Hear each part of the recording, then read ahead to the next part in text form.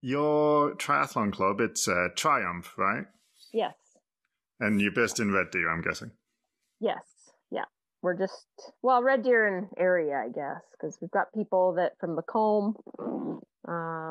We've got one girl from Coronation that drives in once in a while. Yeah. So Red Deer and area, I guess. Yeah. Okay. And how did you get involved with Triumph?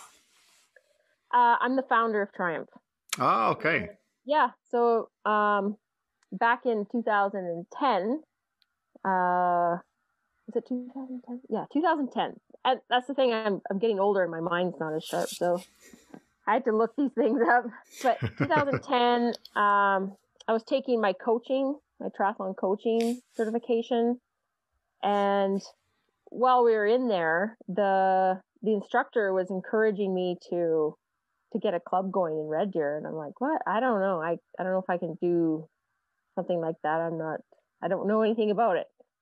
So I got all my coaching certification, and then I did start the club. So I knew of a few people because we had just done Ironman that year. It was my very first Ironman.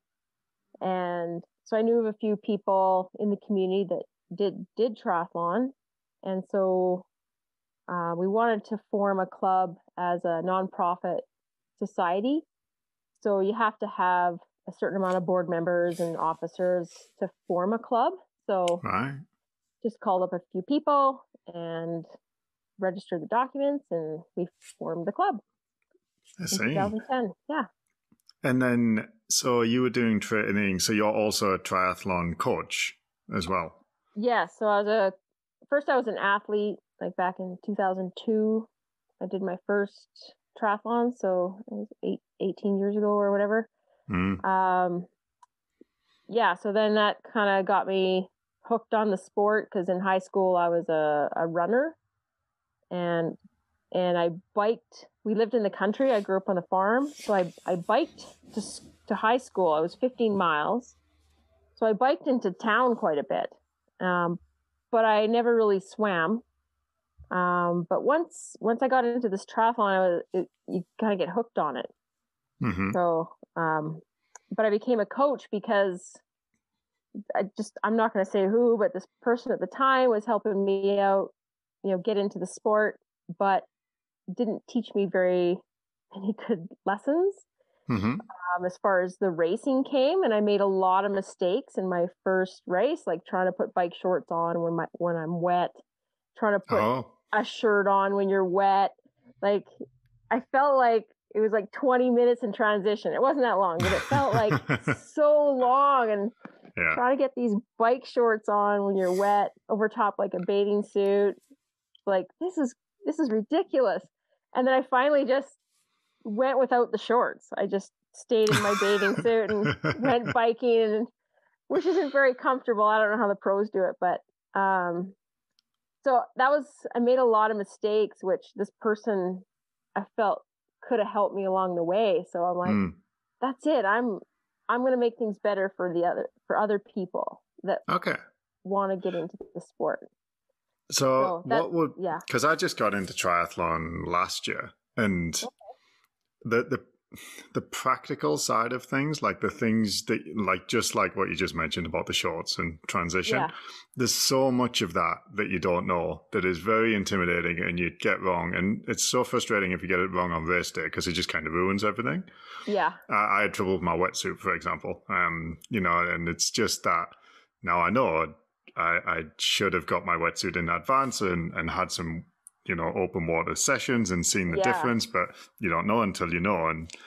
And what would be some things, for people interested in triathlon that you think, this is what they should know, this is what I wish I knew in my first couple of years, kind of thing?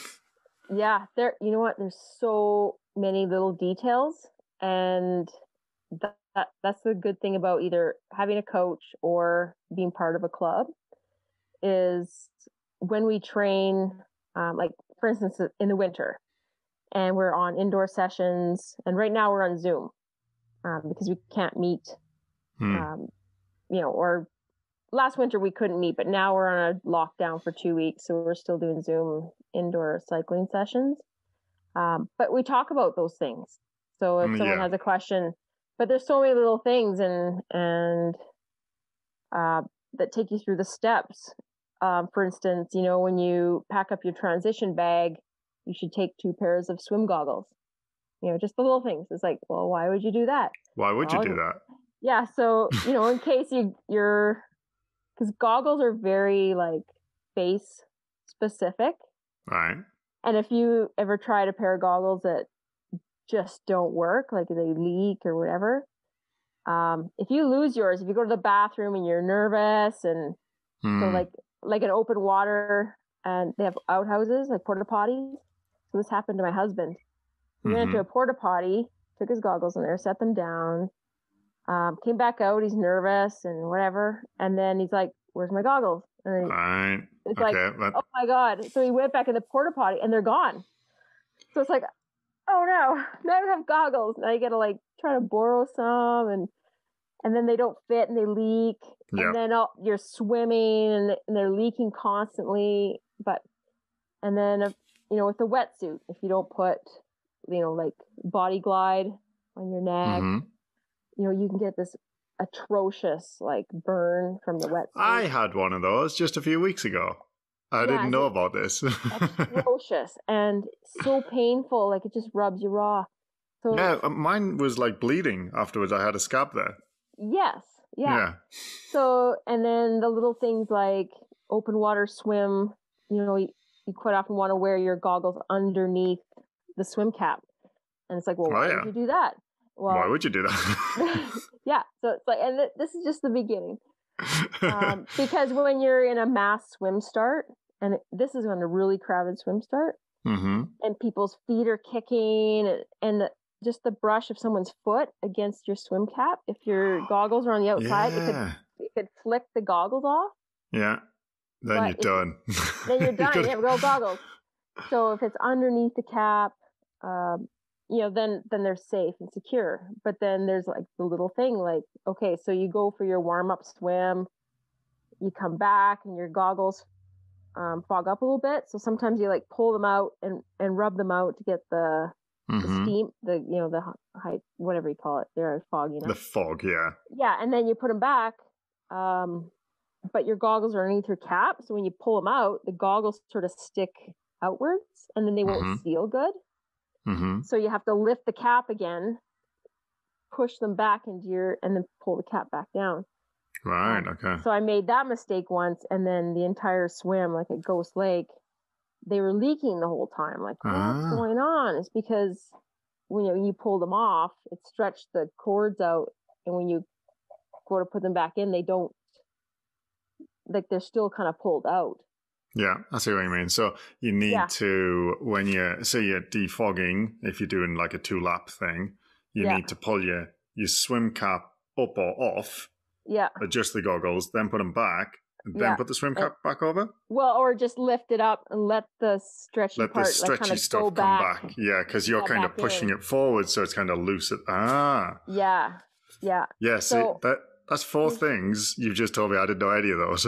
Yeah, so it's just little things all along the way, like and then there's cycling and the running, and there's just little things. Depending on the distance you're doing, these little things change. So like in a sprint, you might do things a little differently than you would in Ironman. So, and that's the good thing about either having a coach or a club, that you get to learn along the way. And then in the club, you have the experience of, 20 people. It's like, well, this happened to me and this is why you do this, or this happened to me and this is why I do it this way. So it's just, not wearing socks on the run in something that's like 10K or longer. Not wearing socks? Yeah, on the run. Yeah, in your shoes. Because you think it's faster transition. It's like, oh, I'm not going to put socks on because it's going to save me. But then you get blisters. Then you get blisters or bleeding or whatever. So it's like, But less than 10K, it's okay? It's not worth the time for the socks? Well, I would say if you start to blister, you don't have that long to go before it becomes really painful. Yeah. On a 5K run. Yeah. So it's always worth the time, pretty much. Yeah, you're fighting for time, and I'm just gonna adjust so I put my computer somewhere so it's not jiggling about. Yeah. Hear that better. Yeah. So one triathlon I did in St. George, and it was a 21K run, and I was kind of hoping for a podium spot. And I thought, you know what? If I'm going to put socks on, it's going to cost me 20. You know, you can lose a race for 20 seconds. I coached a guy, and he was hoping to go to Kona, and he missed a Kona spot by 38 seconds on an Ironman. Whoa. Like on a 9-hour day. That is brutal. 9 hours, and you lose your spot to Kona for 38 seconds. So that is brutal. So, you know, when you're competing for certain placements or whatever, you know, every second counts. And so anyway, I went without socks. I made that decision in transition. I had socks there, but I'm like, screw it, not going. And then I think it was about 4K in, I started to feel pain in my heels at the back, like rubbing. And then I'm like, oh, okay, whatever. I'm just going to keep running. And it's hot there and sort of humid in St. George. So, and you're sweating and keep going and really starting to hurt. And I look back and I've got blood like coming up all up the back of my Achilles. And then you can see it all in the back of my shoes. And I'm like, oh man. So then the first aid station, and I'm yelling out to the volunteers. I'm like, do you have Vaseline, like anything? And they're like, no, but we have it in the truck, like in the supply truck. I'm like, well, I can't wait. So I'm just gonna keep going. So then it starts going on a downhill, which, you know, you can run fast. You're a runner, so you can run a little faster. And all of a sudden I hear this lady going, hey, I got the Vaseline. And she's like chasing me down and to give me this Vaseline. I'm like, well, I'm not going to stop. So just open it up, keep running with me. And she's like opening it up and we're running and I'm like gouging. And I stopped for a second and just gooped the back of my shoes and then all over my skin, just thick. And after that, it was tolerable. But right. So anyway, there's just little things like that, you know, had I put the 20 seconds into putting my socks on, I probably could have run faster, you know, no pain, no problems. And there's just little things along the way. Like if you start to get cramps, you know, always take some peppermint Tums with you on the run. Never thought about that. Yeah, and it's not stomach cramps I'm talking about leg cramps. Because the calcium in the Tums helps with releasing muscle, help with muscle contraction. All right, okay. And relaxation. So if you take magnesium or the calcium that Tums provides, it can release a cramp.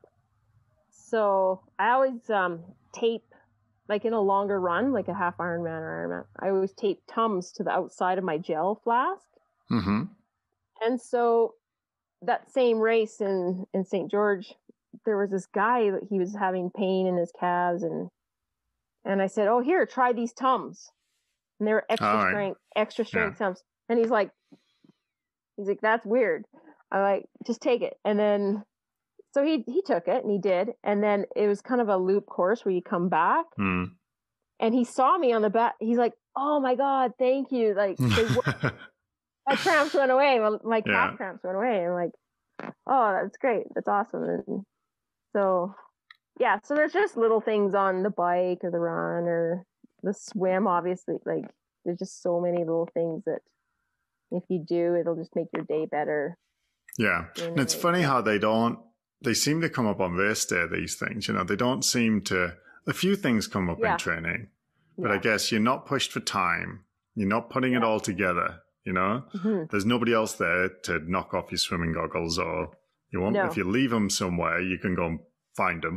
You know, yeah, exactly. These things come up, on race day. Something I had a lot of trouble with was just getting on the bike, like getting the fueling that I brought, like the little gummies and the gels out of the bike bag. Yeah. And then I was like, oh, I've seen people tape it to the handlebars. Why didn't I do that? And I just didn't think of it that morning, you know? So, but, you know, when usually I would do my training rides, a lot of them are, you know, it was cold, so I might have a jacket on with pockets in, or I might have my little running belt thing behind me, but I didn't have that with me that day. Yeah. And you're like, oh man, and then you're filling them with this bag behind you. You're like killing yourself running into traffic. Yeah. Yeah, exactly. And I think it's like rehearsing those things, but you need to know what is going to be the problem. So the thing you said about like adjusting your goggles is like, you need to practice that in training, but you need to know that it's potentially a problem so you can practice it. So you don't ruin a race on the strength of something very silly and avoidable. Yeah, that's right. Yeah. And the taping the gels on the top tube of your bike. You know, I even go one step further. Well, on a short race, they're taped gels. On a long race, they're in a flask. I just squeeze a whole bunch of gels into a little squeeze flask. So one squeeze will give you like one gel. But when they're taped to the top tube, I take it one step further and pre-tear one side. So you can just, that's so clever. One-handed, and I use hockey sock tape. It's clear tape. Sock tape? Yeah, hockey players use this clear tape to wrap around their hockey socks. Okay. So it's that tape because it doesn't create a mess to your bike. It doesn't stick. Like sometimes like duct tape will leave behind the sticky mess. Yeah. And then it's clear, it's nice. You can't So there's just little things. What was this about the Flask? The Flask thing. Yeah, the Flask. Hammer. So what do you mean by Flask? Like what kind of, could you describe it? It's a 5-ounce little jar. It's about this big. Mm-hmm. About this big around. Mm-hmm. And with a little pop top that you can close, like a water bottle pop top. Okay. Yeah, I know what you mean. Yeah, so you can squeeze all your gels into this little flask. And you can actually get it to come out the top. Do you have to squeeze it really hard?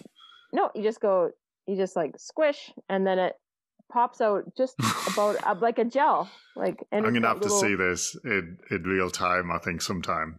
Yeah. I've got one downstairs, but I'm not gonna run. Is it the same? Because a lot of runners have those little water bottles they put on their running belt. Is that the kind of flask that you? Similar. Okay. The running flasks are a little wider, right? This is like a little oval.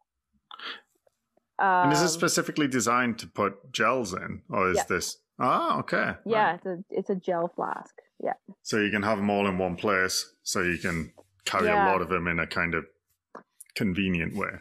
Yeah, and I just put that in like I have a little bento box that sits right in front of my stem on the bike, like where the bars go, and so it's right in front. And some of the new bikes have like one of those. A long like storage box on the top tube. Yeah. So you could just set it in there and then you just grab it. Okay. And then during Ironman, like little things is so if you're packing food on your bike, a little thing like you're putting it in Ziploc bags, but when you start the bike, make sure the bag isn't Ziplocked.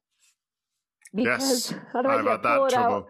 Especially with gloves. With gloves, you can't open things with gloves. No. I discovered that one on the bike. I had to stop and pull over and take my gloves off. And yeah. So it's like, make sure, like you shove it in your little bento box, but make sure the Ziploc is not locked. Right. Like it's like open. So you can just reach your hand in there and grab it. And so when you're going for something long, like say half Ironman or Ironman distance, do you go gels and sports drinks, or do you have some sort of more solid food that you eat? And if so, how do you do it? Yeah, so on Ironman, it's solid. And on half Ironman, I go all liquid. Okay. Just because of the intensity. So the higher your heart rate, the harder it is for your body to digest food, like solid food. So I always go solid food in Ironman.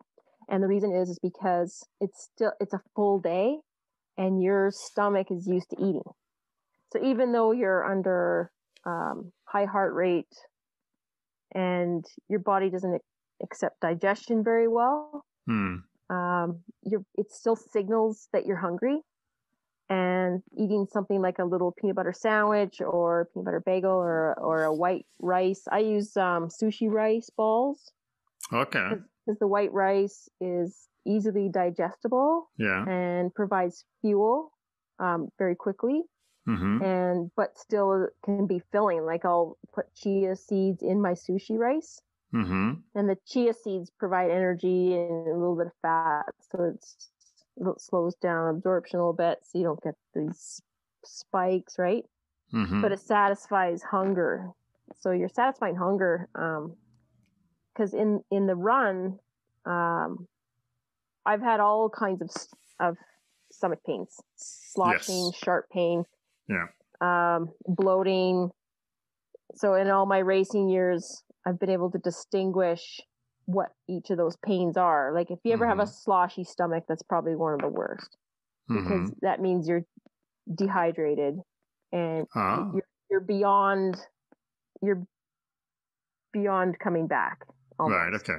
So it's too late by then. It's too late and your stomach is not going to empty. So, but if you get like a sharp pain, in an Ironman and I've had that. Yeah. Late in the day, like you've gone all day and now it's like 4 PM and you're running, you're probably hungry.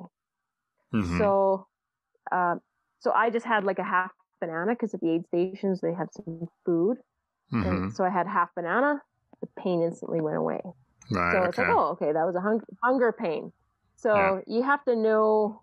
So I have this long list of, okay, if your stomach's feeling like this or this or this, try this. Yeah. So sometimes that's hard to research, and I got books that are like this high of. Yeah.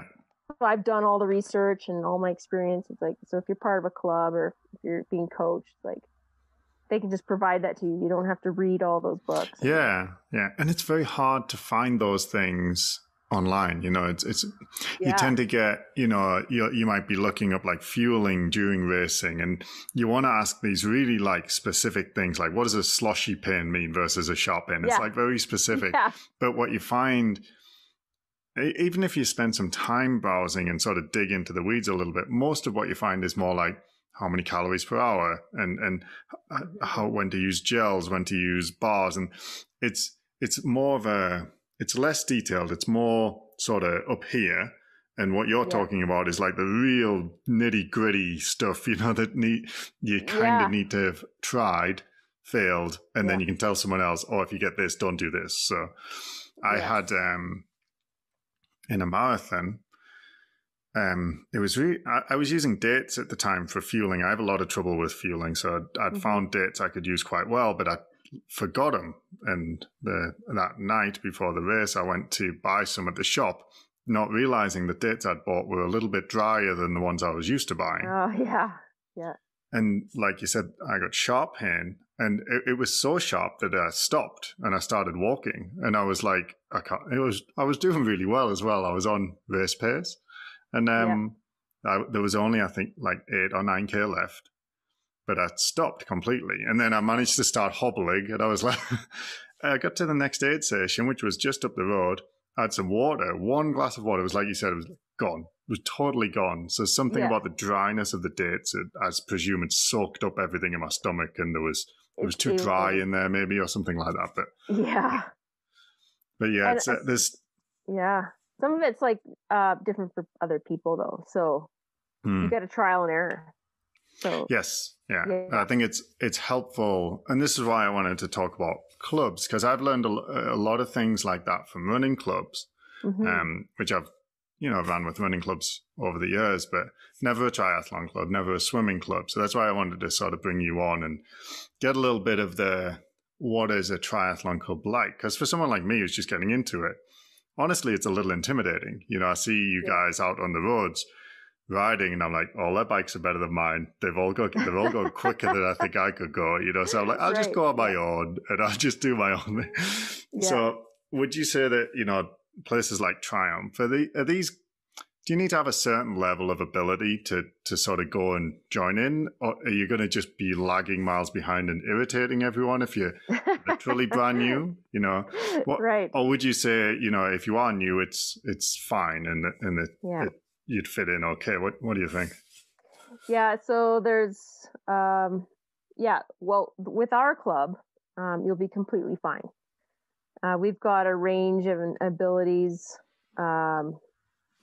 Typically, when you get to a certain level, you kind of like leave the club because you're like, I'm going to go do my own thing. But we have a process because we're insured. You have to have insurance to be in our club. Because we're insured, we have certain obligations to the participants. So you never get left behind. And the courses that we all, like on a bike course, the courses that we choose are always out and back so that you're never left behind. You're always picked up. You won't get lost. Yeah, you won't get lost. And the route is already pre-planned. And we have a little meeting beforehand. It's like, hey, we're going to take this route, this road. If there's any turns that, you know, where the turns are. But it's always going to be coming back. So if there's ever trouble, we know where you are. But for the newer riders that are quite a bit slower, the coach that's responsible for that evening ride or that daytime ride will cycle back. So they may do their interval out during the hard, and then during the recovery, they'll turn around and circle back to that person and then make sure they're okay, and then ride for a bit. And then when the interval starts again, you know, this is what I do. I take off a bit, ride hard, do my interval hard, and then again, recovery back. I see. Okay. Yeah. So if it's a steady state ride, same thing. Like if you get a little bit ahead, we just circle back. It just means the coach is doing more distance. Yeah. It's okay for you guys. Yeah. And then some of the rides are, okay, this is going to be an hour 30 ride. So, and then you have to kind of determine, is it windy? Because if it's high wind out, but with the wind coming back, you don't want to split the ride exactly in half. Yeah. It's not going to be 45. So it's like, okay, so everybody, you're going to ride, 55 minutes out. So wherever you're at 55 minutes, turn around. Yeah. And then it's a faster coming back. So that way everybody's spread out. So you start here, but everybody's spread out, and you're going to have like this effect like this. But if everybody turns around at the same time, you should be back to square one at an hour 30. Gradually as you sort of expand and then so contract. You get spread out, and then you slowly come back. But everybody should be back by an hour and a half. I see. If you're not back, the coach will get in their car and then go find you. Are you in the ditch? Like, where are you? Like, yeah. So it's safe, sort of. We do have a problem with, you may have experienced it too, but we do have a problem in Central Alberta with drivers sometimes, especially rig rockets, we call them, the big trucks that smoke you out. Yeah. So there are drivers that aren't considerate of cyclists. But yeah. So for the newbies, like you're always taken care of. Our youngest member is 15. All right. Yeah, we like you to be at least 16. But this one is this boy is kind of a overachiever, I guess. He's athletic. So he's well taken care of. And then our oldest member, he's not with the club anymore, but he was 67 maybe when he was in his final year with the club. But we have a lady too in the club. She's in her 65, I think. So we have a wide range of ages, and we have a wide range of abilities in the club. So right, okay. So you don't have to feel obliged to be a certain age, be a certain level. You know, it's a sort of welcoming environment for all, and you'll be accommodated and kind of looked after where you're at. Yeah. Okay. Yeah. But when you are with us, you may have the perception that, oh my God, these guys are so competitive because they talk about, you know, how fast you can do transition and, Mm-hmm. you know, how fast you can, you know, just all these little things are like, oh, they're too competitive for me. But the thing I always tell people is you don't think you're competitive until you are. So like we talk about the missing something by 20 seconds, because I've seen people do their very first race that are just like, oh, I'm just doing this to finish. Mm-hmm. And then after the race is over, they're scrolling through the results and you're like, oh, I could have got third by 20 seconds. And then they're like, oh, I should have tried harder. Yeah. Should have done this. So it's like, you know, don't think I'm pushing you to be competitive, but I'm just telling you these little things because you don't think they're going to matter until they do. Mm-hmm. Yeah. So we're just trying to, it's just from experience. I just know people that this is just how they're going to feel after or think after. And just to circle back to something you said earlier about insurance. So someone like myself who's not ridden or taken part in a triathlon club before, right. What is that and how do you arrange it? Do I arrange it?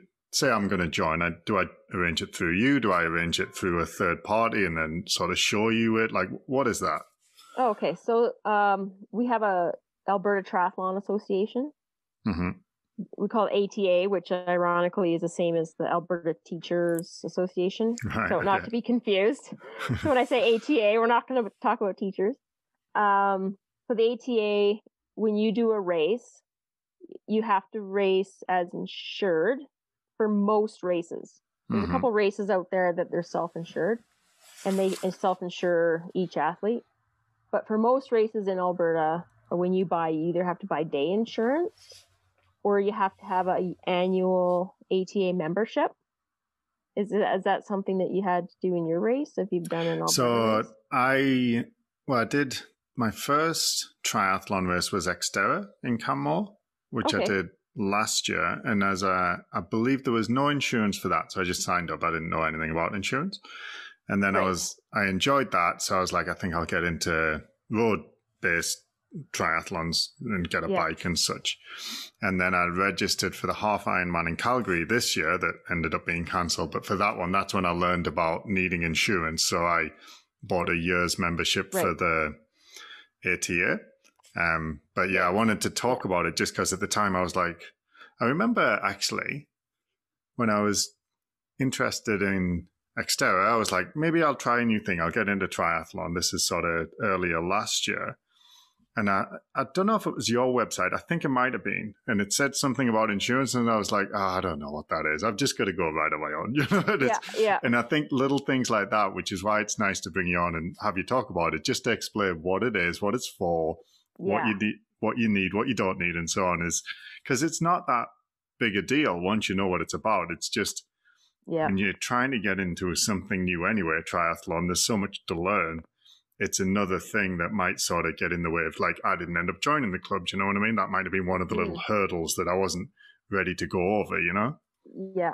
So, okay. So now that you know the ATA, once you buy the annual insurance and when you go to sign up, it'll say, are you part of a club? There's a drop down menu and we're a registered insured club with the ATA. So you'll just hit the drop down menu and it'll say Triumph Red Deer. Oh, okay. And so then you're associated with our club, and then now you're insured with our club at all our events, workouts. So then what that does is if you need, say you have a bike wreck on the side and you need an ambulance, it pays for your ambulance ride. I see. Because your Alberta healthcare doesn't cover ambulance. So it covers healthcare or, your ambulance. So let's say you're riding with somebody and they cut you off and you ended up dying. This is Mm-hmm. this is the extreme. And you ended up dying, and you have a spouse, and your spouse found out that that person cut you off, creating you to go into traffic, and you got hit by a car or whatever. So that person that did that is insured against liability. So it's a $2 million liability. So if the spouse wanted to sue that cyclist, then they'd be covered. Yeah, I see. The coaches as well, we have liability insurance. So if they wanted to come after the club or the coach, then we're covered for insurance. I see. As part of that insurance, you can do an add-on for bike insurance, which you can anyway if you're not even part of a club. But that same association has bike insurance. So if your bike gets stolen during an event, or now they've expanded it to your house. But you have to have evidence. Yeah, you have to have evidence that it was secured. Your bike was secured, like locked up or in a locked garage or something. Then it will cover the replacement of your bike. But yeah, so the insurance is there in case you have any outside expenses other than what Alberta Healthcare would cover. I see. And then say someone's just getting into triathlon and they're like, I think I want to come and join Triumph. Do they go get the insurance and then they are allowed to join Triumph, or do they join Triumph and pay for the insurance sort of through you guys? How does that bit work? Yeah, so they usually contact us first, and then we inform them that, before your first workout, you need to get your insurance. So it's kind of simultaneous, but they usually come to us first, and then they get their insurance, and then they can join their first workout. Okay. And then what do the workouts look like? How often do you guys meet? Is it swimming, biking, and running? Is it just biking? Like, how do you structure that sort of thing? Well, pre-COVID. Yeah. Pre-COVID, we used to meet once a week swimming. So it'd be like Monday nights in the outdoor pool, or... Is this down at the recreation centre in Red Deer? Yeah, it'd be the outdoor pool at the rec. Yeah. And in the winter, we typically meet Saturdays indoor at Michener because it's a little quieter. Like the rec center, well, we all know what Saturday afternoon at the rec is like. It's a disaster. So it's a little harder. And Red Deer is quite restrictive as far as what you can do as a club, unless you rent the pool. So we can only provide instruction if we're in the pool with everyone else. You can't be on the side of the pool? Can't stand on the side of the pool, and you can't stand up on the end of the pool and, offer advice or whatever, because it's a public. You have to have like your shoulders below the waterline, and if they come out, you can't say anything. That's right. That's right. No talking. No. So, that's why there's the master swim, the Silver Sharks, right? Right. Like if you want someone on the pool deck, you have to rent the pool. So if you're going to do that, you might as well be part of a club, because renting the pool in Red Deer is expensive, and you have to be slotted in when it's available, because you have to rent the whole pool. We tried renting a lane once, and like, no, you got to rent the whole pool. It's like, okay, well, that's really expensive. Like you can't, that's not sustainable for us. So yeah, our swim, so we provide the workout essentially. And if you need help on stroke improvement, then sometimes if you need help, then I can usually swim beside and watch like their kick or their stroke just by swimming beside them. But you can only do that when it's slow, because as a pool, you rotate, right? Yep. So if I'm swimming beside somebody, you swim into someone. You got to swim it. Yeah. So you can only do that if there's nobody else in the lane. Yep. So it's very limiting, but we do provide the workout, which is half of it, right? Like, okay, well, when do you provide, shorter intervals like 25s or 50s? When do you do 200s or 300s or 500s, or like when do you do that? So most of the time when we meet once a week in the pool, that's when we do the short stuff. Mm-hmm. Because we swim at all different speeds, and we try to slot into 2 to 3 different lanes. Mm-hmm. So you're not slowing people down that are faster than. So we've got workouts spread along the different lanes of the pool, and with Red Deer, it's like, well, you can't just come in here and be a club. So we've had that discussion with City Red Deer. You can't just pretend like this is your pool. It's like, we're not.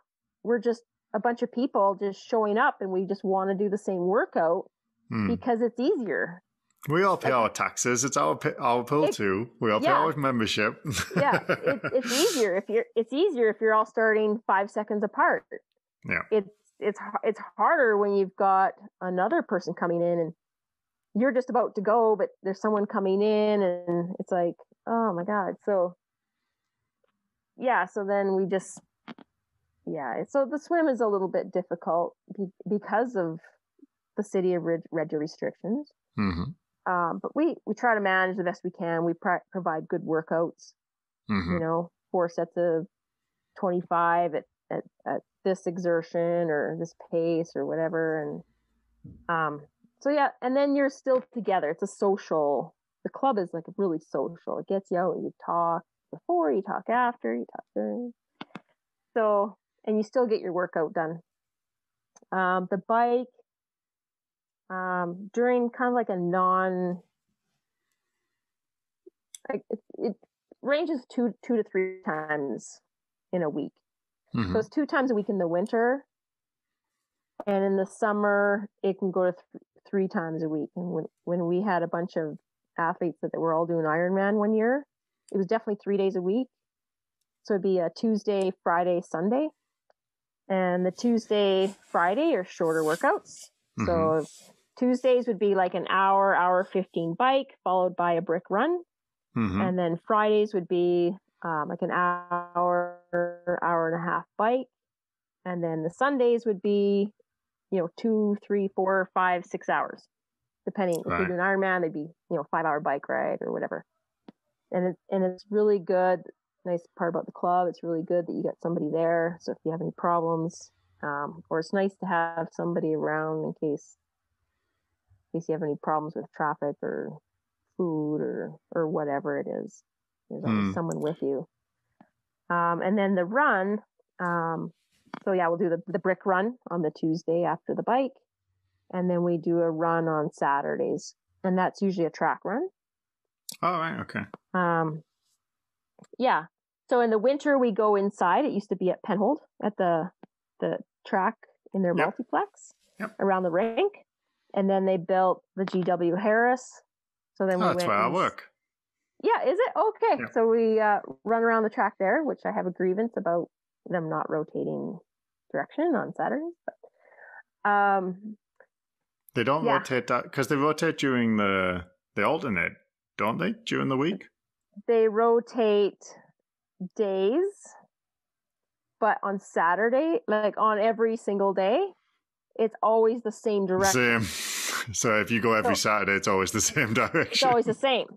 Right, so I proposed to them that they should change the direction on odd days and even days. Mm-hmm. So even days will be clockwise and odd days will be counterclockwise. So that way, every Saturday, it's usually an even or an odd day. Mm-hmm. So that's just the way it works out. So on, what's today? So the 14th is today, which is even.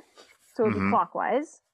And then next Saturday should be odd, I think, if you look at a calendar, which means it'll be counterclockwise. So last winter, there was three or four of us that were experiencing, and it's great that you're listening to this because you're a physiotherapist, which provides you more business, but and I'm right downstairs, so you could go from the track, you just walk down the stairs straight. Right. We're not open Saturdays, unfortunately. Yeah. So two or three of them were experiencing hip issues, and I was experiencing foot issues, and it's all related to just every Saturday, just going the same direction. Like it's not good. No, yeah. So it's not. if you guys are looking for more business, that's great. If you're looking to keep your athletes healthy, which is supposed to be the goal, is for health and happiness and longevity of the human body, they really should relook at that. You know? I agree. Yeah, it's I will say, just to give some to be fair to this isn't a conspiracy to get more injured runners, because I work for Collegiate, you may know, and we're downstairs, but we're just like a private business. We just rent the space, so we actually apart from sharing a building, we have nothing to do with the RDC gym. You know, we know their staff and we work with them, but we don't, you know, we're not involved in decisions about what they do with the track or anything like that. So that didn't come from me, didn't come from anyone on my team.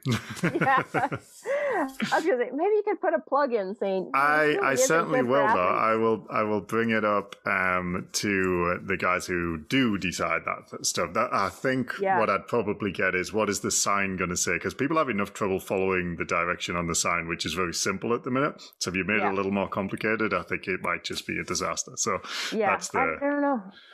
There's other tracks in the province doing that, where if it's an even day, it's clockwise, odd day, it's counterclockwise. And I think a very easy thing to do though would be you could hang up a sign with an arrow pointing, and then you would just change the sign on the day, and then everybody you go the same way the sign. You know what I mean? It's an arrow and it's pointing that way, so you run that way. Yeah. And the next day, one of the staff will change it to the other way, and then you go that way. It's not a hard thing to manage. But that's too much work, though. It might be too much work. What if someone forgets to change the sign? Well, and then someone's already running. And now it's like, oh, we forgot to change the sign. And now we got to no, can you start running the other way now? And what if some rogue member comes in and they're like, I don't want to run that way today. I'm going to turn that sign around. Yeah. That's why the odd even day thing is like, it's awesome. It would work. It would work. Yeah. Yeah. Because then it's always rotating in the days. But so then we leave the long run. Like, I know there's run clubs. I think you're part of a run club. I'm not actually, but there are a couple in Red Deer. Yeah. Yeah. So we leave the long run up to each member on his own. And the reason is because we all run different paces for the most part. Mm-hmm. And if you're goal driven, and triathlon training is very specific to intensity training. So if you're doing a long run, say you're running 18K one day, or you're going to run an hour and 45 minutes, you should be running at a certain heart rate level that you don't overdo it. So if you're trying to run with a group or whatever, you may end up running too fast, or I don't think there's ever a thing on a long run day where you run too slow, but you end up running too fast, and all of a sudden, you know, you're done that run and your muscles, you tear something or pull something, or it's just not good. So long run days, we leave people on their own. But the Saturday track, that's where you learn technique. We do plyometrics. Ah, cool. Stretching. Okay. We do post-run strength, like for hip strength exercises afterwards, and core. So that's where that part of the run people really enjoy it. We get a good turnout on our runs usually. So we had to go outside today. We were planning on going to the track today, and then we got the announcement that you can't go inside with group sports because we're part of of course, yeah. So we're a group, and so no indoor group sports. So you're still allowed to do your group runs as long as you're outside at the minute. And the same, well, I guess with biking, though, you're not biking outdoors in the winter, I presume. No. So you did mention something earlier about biking and something about a Zoom call or something. How do you structure that in the winter? Because this is something I wondered about. It's like, do these guys just take the winter off and do train on their own? Like, how do you do it? No. So everybody has their own trainer. And with the roller, I don't know. Oh yeah, I've got one in the spare room. I hate it. Yeah. It's the worst thing about triathlon. Yeah, you clamp your bike onto it. You look at the wall. You look the clothes dryer. Yeah, generally.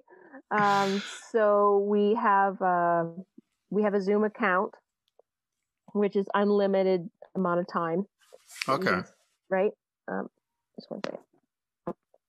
So. And then we have a planned workout, so it depends on the coach that's doing it that day. There's a planned workout, and sometimes I'll post what the workout is. And if you're on power, like if you run by watts or exertion, because some people have power meters. Some people are like, what's a power meter? So then we do like the exertion scale of 1 to 10. Yep. So they were like, okay, so this is going to be exertion of 6 out of 10 right now. It's like, okay, and the next interval, you're going to do 90 RPM at an exertion of 8 out of 10. Or if you're running by watts, we're going to say it's, 85% FTP. So then people can know what watts they want to hit or what exertion they're going to be. Or sometimes it's like, well, if they're not really even familiar with like what's 8 out of 10, I don't know what that is. So then we're going to say, well, that's at the point where it's past uncomfortable and you're breathing quite hard. And you probably should be sweating at this point. If you're not sweating at this point, then you're going to have to go into a harder gear. Okay. You're not doing yourself any good. So you can actually guide people in the correct intensity, even though they're on their trainer at home. You can sort of, as the sort of coach that day, you can sort of help them dial in to get to the right intensity. Yeah. So our workouts, like last night, we met on our Zoom call and people call in and we have it posted. Our Facebook group page is private. So we have our Zoom page link. So people just click on the link. We also have Team Snap, which tells us when our workouts are coming up. So you just click on the link and you join your Zoom meeting. And so the coach then will guide you. Okay, we're in the warm up. So for the next 4 minutes, just easy spin. And then last night, so it'd be like, okay, so click one gear harder. And then for 5 minutes and you're there for 5 minutes. And then, so last night we did 4 long tempo intervals. And that's the other lingo. It's like, okay, we're going to do a tempo interval or a zone 4 interval, or this is going to be a zone 5 effort. So we use the 7 zones. Oh, okay. I don't know if are you familiar with the training zones? I've used different zoning methods. So the 7, I'm not sure I've used that one. Is that the Joe Friel one, the 5A, B, and C? Yeah. Okay. Yeah. Well, this one is Andrew Coggan. The Coggan one, yeah, because I haven't read that book because I haven't got a power meter. Yeah, so but yes, I've heard of it. In that one, there's 7 zones, where the Joe Friel has 6 basically. The 5A, 5B, and then zone 6, which is, where the 20 seconds or less is your top one, but. So then we'll say, okay, this is a 5 effort or whatever. But so last night was 4 times, it was 10 to 12 minutes. They were tempo effort. But each interval was different. So the first one we did at 85 to 90 RPM, and it was a low zone 3. So I'd say a 6.5 out of 10. You should be out of your comfort zone, your all day cycling zone. You're going to be just exerting yourself a little bit more. We're at like 70% FTP and, or whatever, so I describe what intensity they should be at. And then you spin, And during that session, I'll be like, okay, make sure your sit bones are on the seat, but you're balancing your body between the pressure on the bars and the pressure on your sit bones, and just little reminders. Mm-hmm. And then during the interval, we just chat. You know, like kind of a social part too, right? Yeah. Like, hey, what do you guys think about this? Or some people crack jokes or whatever, and to do that. So then the second interval was 70 RPM. So it's like, okay, now pretend like we're on a slight hill. Mm-hmm. Like we're just on a long, steady climb for 12 minutes. And then, but you want to be in the same exertion. So you're going to have to be in a little bit harder gear. Mm-hmm. So, you know, you just got to give these little instructions on kind of set the stage for, okay, what are we doing in this interval? And we usually just set that up during recovery. So it's like, okay, the next interval is going to be this. So you know what's coming. Yeah. And then, so during that interval, I talked about efficiency in getting out of the saddle.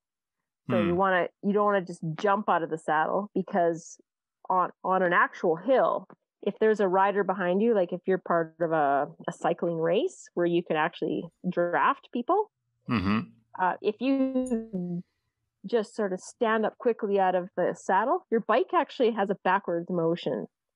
And if someone's on your wheel, they're going to be like, whoa, like they're going to be braking. Oh, so right, okay. In triathlon, it's not that much of a deal, but it's about efficiency. So we just worked on some technique, like coming out of the saddle, like smoothly, still pedaling at the same RPM. Yeah.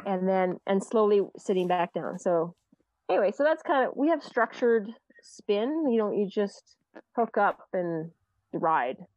So every session is structured.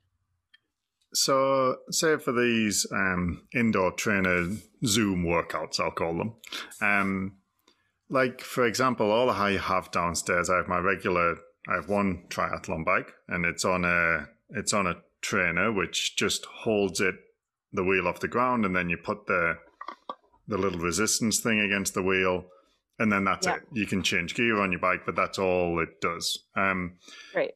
Would someone with just that equipment be able to join in these, or would you need something where you can change the resistance on the trainer, for example, or something that would measure, say, cadence, because you mentioned RPM? Like, how much tech do you need to join in the winter bike sessions? Yeah, so that one, that's all you need. It's just a trainer. Yeah. Nothing technical. Like most newbies, they don't have bike computers and they don't have things that measure RPM. So that's me. Yeah. So what we do is, I have the camera set up so you can see my legs. Right. So it's like, okay, just follow my leg speed. That's a clever way about it. Because, like, how are you going to know your RPM? Because I wouldn't know mine. Like, I sort of have a vague reference because I'll keep an eye on those things when I go to the gym. You know, my power, my RPM, my speed. Yeah. So I try and get a sense of what I might be doing when I'm on the bike at home. But I don't really know. I can't measure it. Yeah. But that's a clever way of doing it. So you can try and match say when your right foot goes down, it's like, okay, I'm going to get my right foot to go down with your foot, kind of thing. Yeah. Yeah. Clever. Yeah. And then, so the other way you do is you just count how many times your right leg goes down in like 10 seconds. And then multiply it by 6. Yeah. Clever. Yeah. But so it's easier. Yeah. It's easier just to watch someone else's legs and make sure you're going at the same speed they are. If you're going like this and they're going like this, it's like you're obviously spinning too fast. You're in the wrong gear. Yeah. But so I'm having a little bit of a household issue currently. Okay. My dog has decided to come upstairs with his bone and sit on the floor right there. And he's chewing his bone. I'm just wondering how much of that is coming through on the audio. Is it okay, or is it coming through? Okay, no, great. I can't hear anything. Okay, Sox, you can carry on. Just keep it down, okay? I put him in the bedroom with my wife, and she's let him out. She's decided it's long enough. Yeah, mine's sitting right there too. She's staring at me. She's being good though. Yeah, she's just being cute. Thank you for your time. I did have one more question. Something I'd heard, and I don't know if this is the case, I'd heard with some, I think this is more for bicycling clubs, that they don't allow triathlon bikes. And for anyone who's watching that doesn't understand the difference, a road bike, you don't have, you just have a regular handles and the brakes are right there by the handle, whereas a triathlon bike has, you can lean onto your elbows and you can't access the brakes essentially while you're leaning on the elbows. They say, I've heard some clubs say you can't ride a triathlon bike with the club because you might, if you can't get to your brakes quick enough, you might crash, presumably. So what goes on there? Do you need a certain type of bike to join your club, to ride with your club, and so on? Right. Okay. So as far as like, say, mountain bike goes, we do some mountain biking in the fall just to break it up. But if you have a mountain bike, it might be really difficult for group workouts outside because you're going to be really, really like the speed difference. Yeah. Is going to be really extreme. You can buy a cheap road bike if it's an expensive thing, but the road bike, it has the round things. And for anybody listening, the tri bike doesn't have that. It's just, there's just straight bars, like straight out with the aero bars. But you can do either. Triathlon, you can use either. And there's no restriction as far as racing is concerned to use either bike. The only concern they have is disc brakes. Is with most races you cannot have disc brakes. You have to have the old-fashioned the pads on the wheel. And the reason is because if there's ever an accident with the disc brakes, this is especially in the drafting races, is it could go through somebody's leg, the disc. So disc brakes are banned from draft legal racing in triathlon. Okay. So that's the only thing is you don't want that if you're going to be doing draft legal racing as an adult, but pretty rare. But as far as the cycling clubs, some people will allow you to ride a tri bike, or you can call it time trial bike. But it'd be really unadvisable, like if you're drafting in a workout, to go into the aero bar. Because you can't access the brakes. So to be courteous and safe, always stay on the bull horns or whatever you want to call them. We call them bull horns. Because it can be quite dangerous. And when I'm cycling with a group where they're okay with drafting, and we do draft in some workouts, some people are comfortable with it, some people are not. So you always have to ask the person that you're kind of the same speed with if it's okay to draft during the workout with them, because some people aren't comfortable with it. But be courteous. If you're the one following, don't be in your bars because it can be destructive for them and for you. Yep. Okay. No, that's really good tips. So if I sum up, sometimes, any type of bike, either road bike or triathlon, is going to be fine for a club like yours. But a mountain bike, you're not going to be able to keep up. So it's not advisable. Get a cheap version of one of the other bikes if it's an expense thing. Yeah. And then if you're going to do some drafting, always stay on the handles where you can access your brakes, essentially. Yes. Yeah. And as long as you do those things, you can use either the road or the triathlon bike. Yeah. Okay. Yeah. No, that's a good one for me because I really wasn't sure what the rules were and a little embarrassed to ask, to be honest. Yeah. Oh no, it's good. You know what? Everybody asks the first time. It's like, well, what kind of bike do I need? And some, it's kind of another sensitive subject where us coaches have a different opinion. But let's say you're going from a mountain bike and you're trying to get in the sport. And you're wondering what kind of bike to get. And my question is to the athlete is, do you ever have any intent on going into cycling racing? And if the answer is no, it's like, well, then why wouldn't you just go find a triathlon bike? And the reason is because the seat angle is different on a road bike. It's more relaxed generally, not always the case, but generally it's a more relaxed seat angle. And so if your bars are here and your seat angle's here, it's a longer top tube. And to get comfortable, like if you ever were to attach aero bars to your road bike, it's just more uncomfortable. You're all stretched out. More stretched out. Yeah. The angle of your body is not ideal. So then what ends up happening is the way your muscles are working, your hamstrings, your glutes, when you get off the bike and have to go run, your body is generally more, I'm going to use the word wrecked. it might be more uncomfortable to run after you've been in your body's in that angle and not as much power when you're trying to get aerodynamic. So, I always just say, are you planning on going into cycling races? Then no, then just get a time trial bike because it's just going to be better for running off the bike. That's wonderful to hear because that's something I and ahhed about for a while and did manage to actually speak to some people who do triathlon and the different pros and cons of road versus triathlon bikes or time. Just for anyone watching who doesn't understand, because I know myself when I heard all these terms, I didn't know what any of them meant. So it was a little confusing, but essentially a time trial or a TT bike and a triathlon bike are the same. That's right? Same thing, yeah. And a road bike is the more typical bike that we're used to seeing people ride, where you can't lean on your elbows, you're up on the handlebars. That's the sort of difference for a lay person. And I wasn't sure which one to get. Yeah.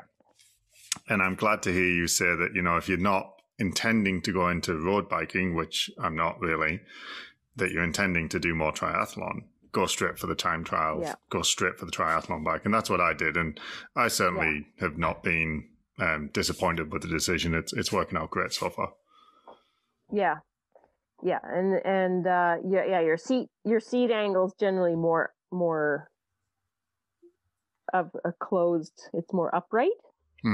And so it creates the hip angle to be 90 degrees as opposed to less than 90. Because when you're trying to cycle like this, but a triathlon bike will open up the hips, which is better for your run legs after. Yeah. So. And if you were, say you're thinking about getting in a triathlon, and a lot of people just have a road bike. Not many people have a triathlon bike hanging around unless they've been doing triathlons at some point. Yeah. But a lot of people have a road bike hanging around. Would it be best to just get started, join the club and start training, and then worry about upgrading or switching to a time trial bike later? Or would it be better to put the aero bars on your road bike? Or what would your advice be if you're just getting going and you have a road bike? What would you suggest? I would say if you're on a budget, just keep your road bike, and you can get aero bars that are adjustable for front and back, so that you can adjust the pads back so you can not so stretched out. Just keep what you got, and then because a word of warning, like triathlon's not cheap because you're buying bikes, you're buying wetsuits, you're buying runners. You're buying all the sports, which is an advantage, by the way, for cross training if you're trying to avoid injury. If you're just a runner, certainly is. Anyway, the cross training is nice, but just keep what you got and consider putting aero bars on after, but make sure they're the adjustable kind for distance, fore and aft. And then usually people are really scared to get into that aero position. And it's a little more difficult doing it on a road bike than it is a tri bike because the bars are typically heavier. Right. So it tends to lag a little bit in the front wheel when you're in the center, and those bars are so heavy. Yeah. But no, keep your setup. I wouldn't rush out and buy a time trial bike unless you you just go head on into things, and you have lots of budget. Yeah, 'cause sometimes that's part of the fun. If you do have a bit of disposable income, to just, buying the toys is part of the fun. But I agree that the way I approached it, and I think this is the best way for me because I don't have tons of spare money to spend, try and get away with as little as you can, and then talk to people. Like, I think that's why a triathlon club is good, because had I gone out and bought a power meter first, for example, I think that would have been, it's unnecessary for me at this stage, so it's very expensive. And then, so it's better to talk to people in the know, like you, who have the experience, who say, no, the best thing to do first is, just get the aero bars, but make sure they adjust. Do that for a while, then go to a triathlon bike, then go to a power meter or a certain type of trainer for indoors. Yeah. So you're making the right upgrade at the right time. Because like you said, it's almost limitless, the amount you seem to be able to spend on triathlon. Oh, yeah. Like at running, it's like you get some $500 shoes, but like even there, that's the ceiling. You're done. There's, like triathlon's like tens of thousands of dollars if you want. Yeah. I'd say the best thing for anyone when you're starting out to increase your power or your technique capability is getting clip shoes that clip into your pedals. I'd say that is more important than even getting aero bars. Like if you had to have the choice of where to make up time or power or efficiency, I would say get shoes that you can clip in, because then you get the whole revolution. Yeah, so you can you can sort of pull and get the bottom end of the stroke a bit more instead of just that first downward bit. Yes, so you're getting the backup, the return, and up on hills. Like if the hill's getting steep, and then it's not always just a push down motion. Yeah, like or there's no slipping off the pedal and getting a pedal in your shin. Like like it's just, I would say the best upgrade if you have a road bike, and aero's pretty good though. Like it's a good time saver. But for I don't know, just the experience part of it all, I'd say get the right clip-ins. shoes and clip-ins. Cool. Okay. Yeah. And then aero bars, usually you can find used aero bars on Kijiji. People are selling that stuff off all the time. Pick up a decent, If you want, if anyone wants to email me, somebody gave me some that they're in my cupboard because I don't have a bike that they attach to. I'll give them to you. So see, there's they always are kicking around. got some equipment going on. I feel like I could ask you questions all day, to be honest, Teresa, because I have lots more, but I'm conscious I've been taking up your whole afternoon. So I'm really grateful for you coming on and sharing your thoughts and experience with everybody. So I'll just, if I could give you a chance to just sort of say, the name of your club, what we should do if anybody who's watching this or listening to it is interested in joining in, where should they go? What should they do? So we're Triumph Triathlon Club. And we've got 2 Facebook pages. One is a private group page and one is a public page. But there's contact information on both pages on how to contact one of us. And either it's a private message or our email on there, I believe. And just message us and say you're interested in joining the club. And we can email you out all the information on price and workout times and everything and see if it's a right fit.